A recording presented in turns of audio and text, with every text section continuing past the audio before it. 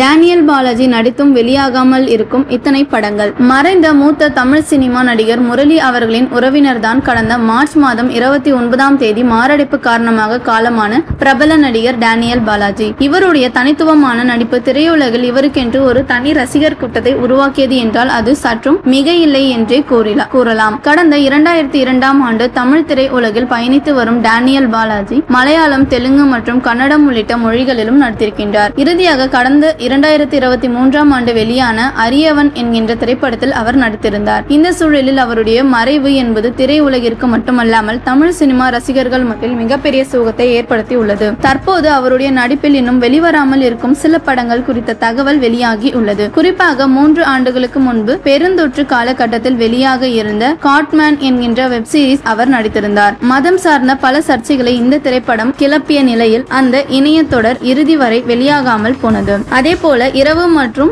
மானே தேனே பேயே என்கின்ற 2 திரைப்படங்கள் அவர் முக்கிய கதாபாத்திரங்களில் நடித்திருக்கின்றார். ஆனால் இன்றளவும் இந்த திரைப்படங்கள் வெளியாகவில்லை என்பது குறிப்பிடத்தக்கது. இது மட்டுமல்லாமல் பிரபல இசையமைப்பாளர் யுவன் சங்கர் ராஜா இசையில் மக்கள் செல்வன் விஜய் சேதுபதி நடிப்பில் உரியான பேய் பசி என்கின்ற திரைப்படத்திலும் டேனியல் பாலாஜி ஒரு முக்கிய கதாபாத்திரத்தில் நடித்திருக்கின்றார். அந்த படத்தில் இருந்து முதல் சிங்கிள் பாடல் கூட வெளியானது. நான் அப்பா டக்கர் என்கின்ற அந்த பாடல் யுவன் தன் U1 ரெக்கார்ட்ஸ் மூலம் வெளியிட்டு இருந்தார். சுமார் 5 ஆண்டுகளாக இந்த திரைப்படம் இன்னும் வெளியாகாமலே உள்ளது.